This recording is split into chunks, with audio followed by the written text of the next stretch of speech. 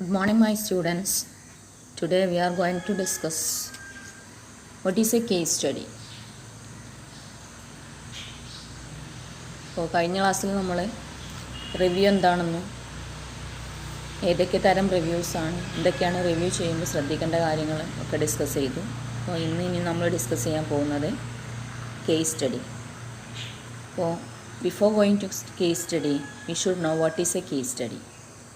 So, a case study is a written account that gives detailed information about a person, group or thing and the development over a period of time. As an instructional strategy, case study have a number of virtues. They bridge the gap between theory and practice and between academy and the workplace. They also give practice to students in identifying the parameters of a problem, recognizing and articulating positions, evaluating courses of action, and arguing different point of view. Okay.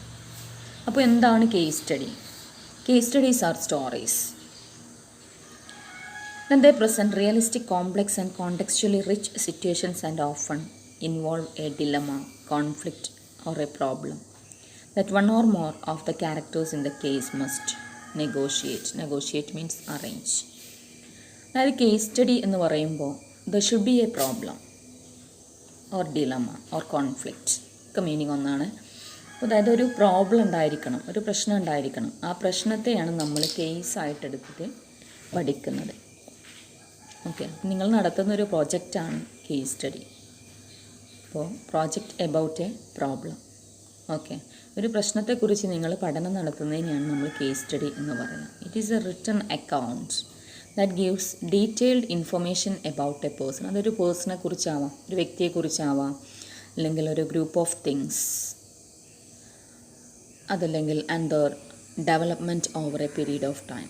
ഒരു period of ടൈമിൽ ഉള്ള development, അവരുടെ പുരോഗതിയെ കാണിക്കുന്നതാവാം. അപ്പോൾ ഒക്കെ എന്തായിരുന്നാലും ഒരു problem ഉണ്ടായിരിക്കണം, ഒരു ഡിലമ അതല്ലെങ്കിൽ ഒരു കോൺഫ്ലിക്റ്റ് ഉണ്ടായിരിക്കണം. അപ്പോൾ അതുമായി റിലേറ്റ് ചെയ്ത് നിങ്ങൾ പഠനം നടത്തുന്നതിനെയാണ് കേസ് സ്റ്റഡി എന്ന് പറയുന്നത്. So case studies have been used most extensively in the teaching of medicine, law and business. മെയിനായിട്ടും കേസ് സ്റ്റഡി നമ്മൾ ഉപയോഗിക്കുന്നത് മെഡിസിൻ, അതുപോലെ തന്നെ ലോ, അതല്ലെങ്കിൽ ബിസിനസ്. അതായത് മെഡിസിൻ സ്റ്റഡീസ്, ലോ സ്റ്റഡി, അതുപോലെ തന്നെ ബിസിനസ് സ്റ്റഡീസ്. ഇപ്പോൾ ഇതിലൊക്കെയാണ് മെയിനായിട്ട് നമ്മൾ കേസ് സ്റ്റഡി ഉപയോഗിക്കുന്നത്. As an instructional strategy, case study have A number of virtues. അതൊരു ഇൻസ്ട്രക്ഷണൽ സ്ട്രാറ്റജി എന്നുള്ള നിലയ്ക്ക് കേസ് സ്റ്റഡിക്ക് ഒരുപാട് മേന്മകളുണ്ട്. ദ ബ്രിഡ്ജ്, അതിൽ മെയിനായിട്ടുള്ള ഒരു വെർച്യൂ ആണ് the bridge the gap between theory and practice and between the academy and the work place. അതായത് തിയറിയും പ്രാക്ടീസും, അതായത് നമ്മൾ പഠനം നടത്തുമ്പോൾ അല്ലെങ്കിൽ കേസ് സ്റ്റഡി നടത്തുമ്പോൾ നമ്മൾ പ്രോബ്ലം എന്താണെന്ന് മനസ്സിലാക്കുന്നു, എന്നിട്ട് അതിനെക്കുറിച്ച് പഠനം നടത്തുന്നു, എന്നിട്ട് അതിന് സൊല്യൂഷൻ കണ്ടെത്തുന്നു. ഇതൊക്കെയാണ് കേസ് സ്റ്റഡിയിൽ ഉണ്ടാവേണ്ടത്. അപ്പോൾ the bridge the gap between theory and practice and between the academy and work place. തിയറിയും പ്രാക്ടീസും തമ്മിലുള്ള ഗ്യാപ്പ് ബ്രിഡ്ജ് മീൻസ് ബ്രിഡ്ജ് പാലം എന്നൊക്കെയാണ് മീനിങ്. അപ്പോൾ ഇവിടെ ബ്രിഡ്ജ് ദ ഗ്യാപ്പ് എന്നുള്ളതുകൊണ്ട് ഉദ്ദേശിക്കുന്നത് കണക്ട് ചെയ്യാം. Okay, the connect the gap between theory and practice and between the academy and the work place. ഇതല്ലെങ്കിൽ അക്കാദമിയും അതുപോലെ തന്നെ വർക്ക് പ്ലേസും, ഇത് തമ്മിലുള്ള ഗ്യാപ്പ് കണക്ട് ചെയ്യാൻ പറ്റും. അതല്ലെങ്കിൽ തിയറിയും പ്രാക്ടീസും തമ്മിലുള്ള ഗ്യാപ്പ് കണക്ട് ചെയ്യാൻ പറ്റും. Okay, then they also give students practice in identifying the parameters of a problem. അതുപോലെ തന്നെ കുട്ടികളെ ഒരു പ്രോബ്ലത്തിൻ്റെ പാരാമീറ്റേഴ്സ്, ഒരു പ്രോബ്ലത്തിൻ്റെ കണ്ടൻസ്, അതല്ലെങ്കിൽ അതിൻ്റെ ഘടകങ്ങൾ, എലമെൻറ്റ്സ് എന്തൊക്കെയാണ് എന്നൊക്കെ മനസ്സിലാക്കാൻ സഹായിക്കുന്നു.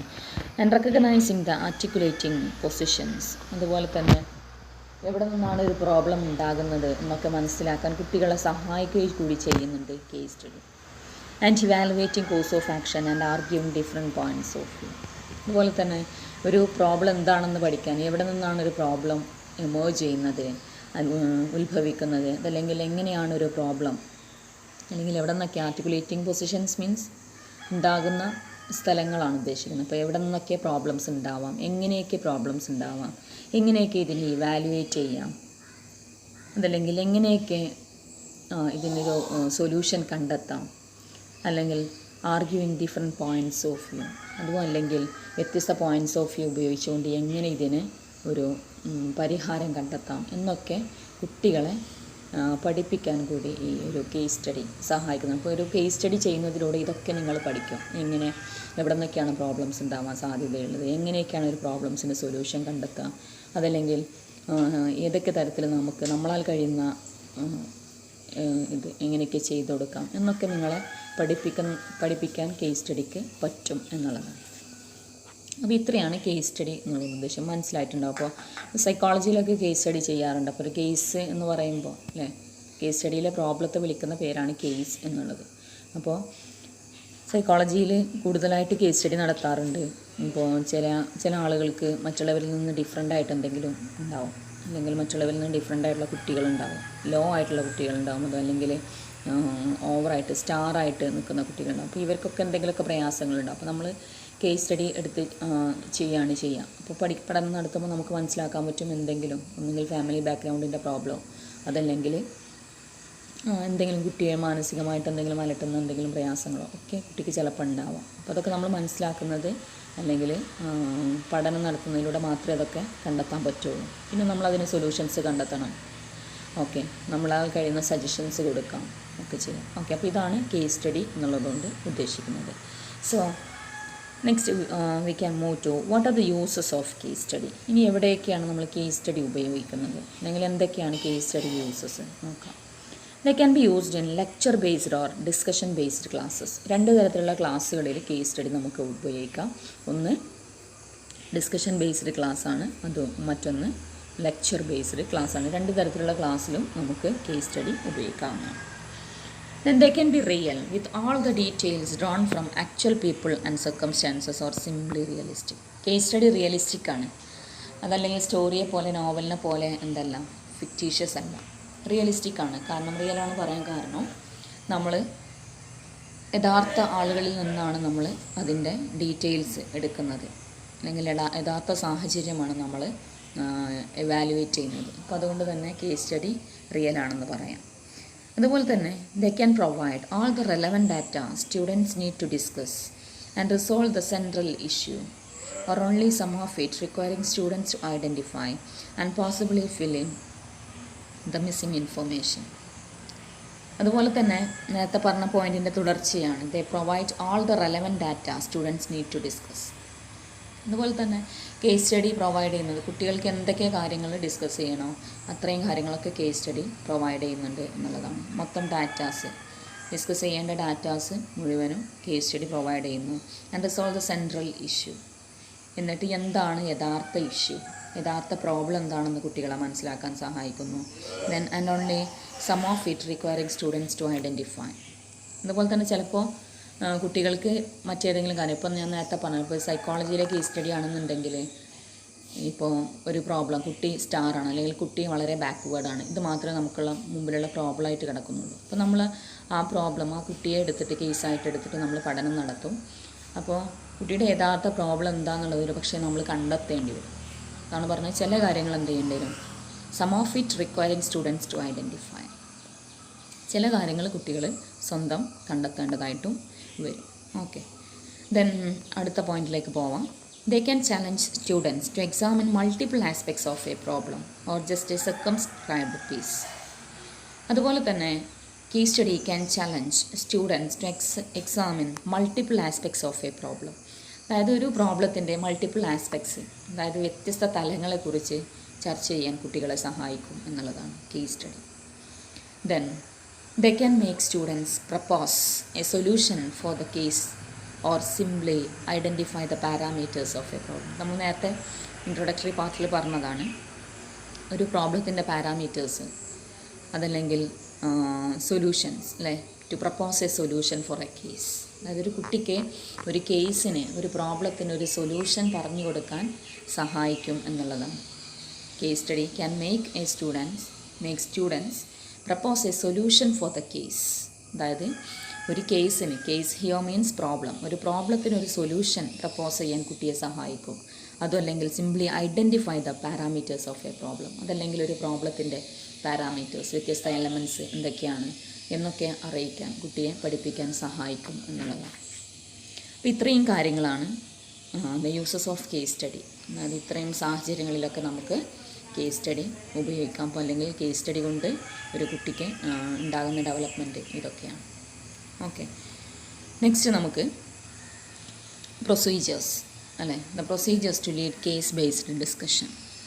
അതായത് how to lead case based discussion. ഇനിയിപ്പോൾ നമുക്ക് മുമ്പിലൊരു പ്രോബ്ലം ഉണ്ട്, ഒരു കേസ് ഉണ്ട്. അപ്പോൾ അതിനെ നമ്മൾ എങ്ങനെ മുന്നോട്ട് കൊണ്ടുപോകാം, അല്ലെങ്കിൽ ഈ കേസുമായി റിലേറ്റ് ചെയ്ത് നമ്മുടെ ഡിസ്കഷൻ എങ്ങനെ മുന്നോട്ട് കൊണ്ടുപോകാം എന്നുള്ളതാണ്.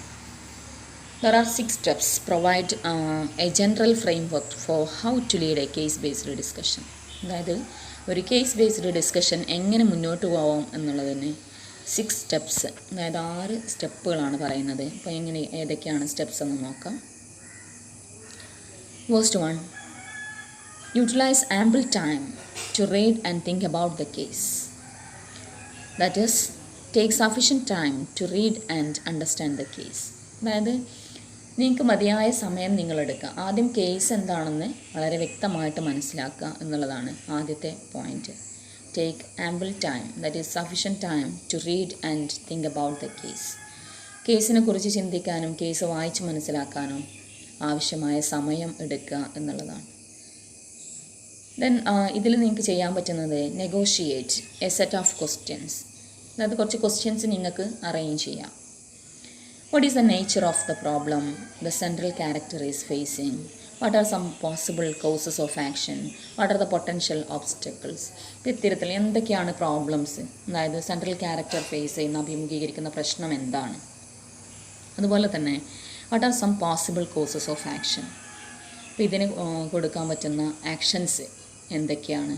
വാട്ട് ആർ പൊട്ടൻഷ്യൽ ഒബ്സ്റ്റക്കിൾസ്, ഇനി എന്തെങ്കിലും ഒബ്സ്റ്റക്കിൾസ്, തടസ്സങ്ങൾ, പ്രയാസങ്ങളുണ്ടെങ്കിൽ അതെന്തൊക്കെയാണ്. അപ്പോൾ ഇത്തരത്തിൽ നിങ്ങൾക്ക് സ്വന്തമായിട്ട് കുറച്ച് ക്വസ്റ്റ്യൻസ് ഫോം ചെയ്യാം. എന്നിട്ട് അതുമായി നിങ്ങൾക്ക് സ്വയം ഒരു വിലയിരുത്തൽ നടത്താവുന്നതാണ്. അതാണ് പ്രശ്നം നന്നായിട്ട് വായിച്ച് പഠിക്കുക എന്നുള്ളതുകൊണ്ട് ഉദ്ദേശിക്കുന്നത്. Second point, get some guidelines for how to approach it. Okay, അതായത് രണ്ടാമത്തെ പോയിൻ്റാണ് get some guidelines for how to approach a case. അതായത് നിങ്ങൾക്ക് ഗൈഡ് ലൈൻസ് വേണമെങ്കിൽ സ്വീകരിക്കാവുന്നതാണ്. എങ്ങനെ ഈ പ്രോബ്ലത്തെ അപ്രോച്ച് ചെയ്യണം, സമീപിക്കണം എന്നതുമായി റിലേറ്റ് ചെയ്തിട്ട് നിങ്ങൾക്ക് വേണമെങ്കിൽ ഗൈഡ് ലൈൻസ് സ്വീകരിക്കാവുന്നതാണ്. Break down the steps in analysing the case. അതായത് നിങ്ങൾക്ക് ഇതിനെ ബ്രേക്ക് ഡൗൺ ചെയ്യാം. നിങ്ങൾ പ്രോബ്ലം അനലൈസ് ചെയ്യുന്നതിന് വേണ്ടിയിട്ട് first step, second step, third step, അതായത് ആദ്യത്തെ സ്റ്റെപ്പിൽ ഞാൻ എന്ത് ചെയ്യണം, രണ്ടാമത്തെ സ്റ്റെപ്പിൽ എന്ത് ചെയ്യണം, മൂന്നാമത്തെ സ്റ്റെപ്പിൽ എന്ത് ചെയ്യണം എന്നൊക്കെ പറഞ്ഞിട്ട് നിങ്ങൾക്ക് എന്ത് ചെയ്യാം, അതിനെ ബ്രേക്ക് ഡൗൺ ചെയ്യും. എക്സാമ്പിൾ നിങ്ങൾ ബുക്കിൽ കൊടുത്തിട്ടുണ്ട്.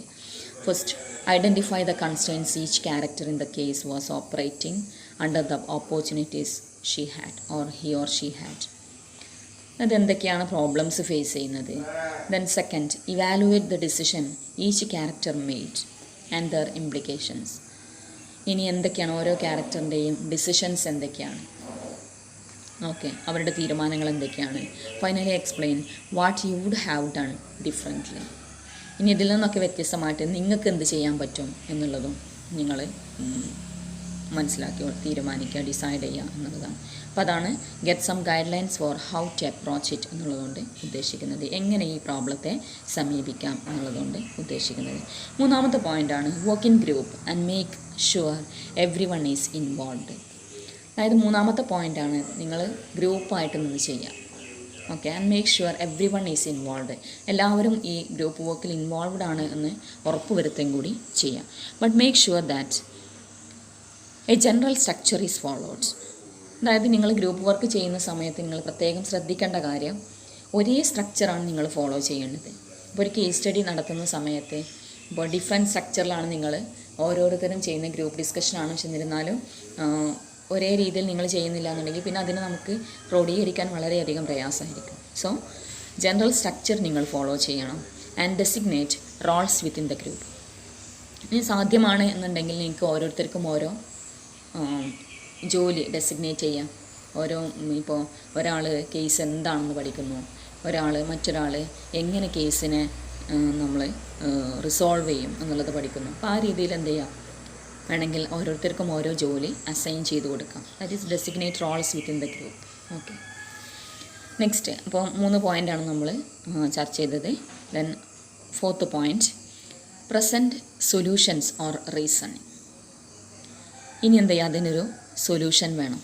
പ്രോബ്ലം മനസ്സിലാക്കി കഴിഞ്ഞാൽ, നമ്മളതിനെക്കുറിച്ച് ഡിസ്കഷൻ നടത്തി കഴിഞ്ഞാൽ അതിനൊരു സൊല്യൂഷൻ വേണം. That is explain what you have done differently and Y.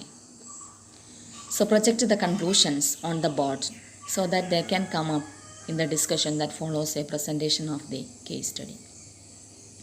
അതായത് നിങ്ങൾ എത്തിയ കൺക്ലൂഷൻ അത് ബോർഡിന് മുമ്പിൽ പ്രസൻറ്റ് ചെയ്യുക എന്നുള്ളതാണ്. ഓക്കെ, അതാണ് പ്രസൻറ്റ് സൊല്യൂഷൻ എന്നുള്ളതുകൊണ്ട് ഉദ്ദേശിക്കുന്നത്. Then 5th point, guide the discussion and probe for deeper analysis without over directing.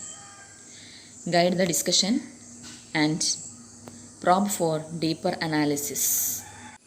ഇതുകൊണ്ട് ഉദ്ദേശിക്കുന്നത് ഗൈഡ് ദ ഡിസ്കഷൻ, അതായത് ഡിസ്കഷനെ നിങ്ങൾക്ക് ഗൈഡ് ചെയ്യാം. അതുപോലെ തന്നെ and probe means ask for deeper analysis without over directing. അത് ഓവറായിട്ട് ഡയറക്റ്റ് ചെയ്യാണ്ട് നിങ്ങൾക്ക് ഒരുപാട് ക്വസ്റ്റ്യൻസ് വേണമെങ്കിൽ ചോദിക്കാം.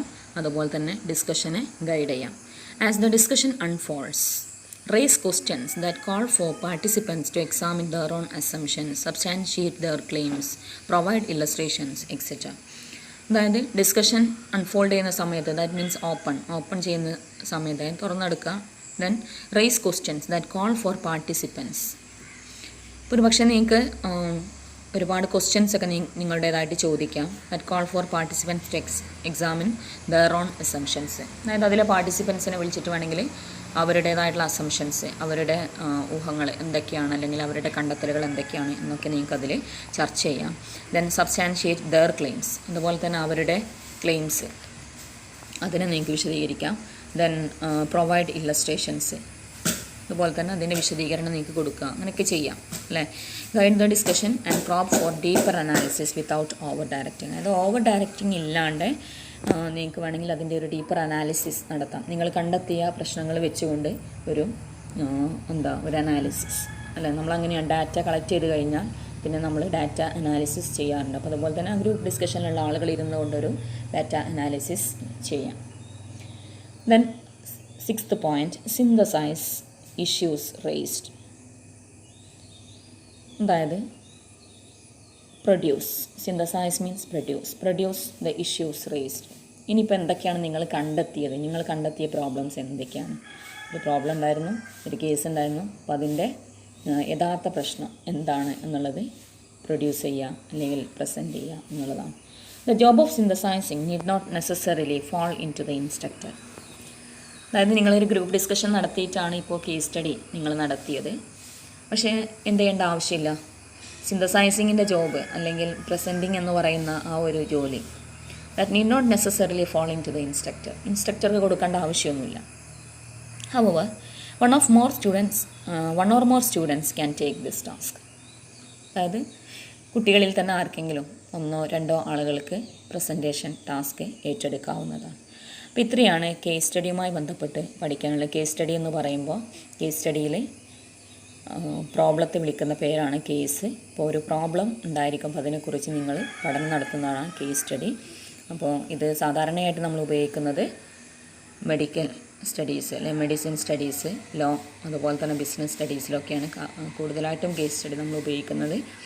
പിന്നെ നമ്മൾ കേസ് സ്റ്റഡി യൂസസ് അല്ലേ, എന്തൊക്കെയാണ്, what are the uses of case study നമ്മൾ പഠിച്ചു. അതുപോലെ തന്നെ how to lead a case based discussion, അതായത് ഒരു കേസ് ബേസ്ഡ് ഡിസ്കഷൻ എങ്ങനെ മുന്നോട്ട് കൊണ്ടുപോകാം അതിൻ്റെ 6 സ്റ്റെപ്പ് പഠിച്ചു. Utilise ample time, sufficient time to read and think about the case, then get some guidelines. Then 3rd point, group and make sure work in group and make sure everyone is involved. Then 4th point, present solutions or reasoning. Then guide the discussion and probe for deeper analysis. Then synthesize the issues raised. ഇത്രയും points ആണ് case സ്റ്റഡിയിൽ പറയപ്പെടുന്നത്. അപ്പോൾ ഇത്രയേ ഉള്ളൂ case study. അപ്പോൾ അടുത്ത ക്ലാസ്സിൽ നമുക്ക് റിപ്പോർട്ട്, എന്താണ് റിപ്പോർട്ട് എന്നുള്ളതിനെക്കുറിച്ച് നമുക്ക് പഠിക്കാം. അപ്പോൾ ബിഫോർ ദാറ്റ് കേസ് സ്റ്റഡിയെക്കുറിച്ച് നിങ്ങൾ പഠിച്ചു. ഇനി അതിൽ തന്നെ നിങ്ങളുടെ പേജ് നമ്പർ 115 ഒരു വർക്ക് കാണാം. Match the topics on the left with the case studies on the right എന്ന് പറഞ്ഞിട്ട്. അപ്പോൾ അതുകൂടി നിങ്ങളൊന്ന് ചെയ്ത് നോക്കുക. ടോപ്പിക്കും കേസ് സ്റ്റഡിയും കൊടുത്തിട്ടുണ്ട്. ഓക്കെ.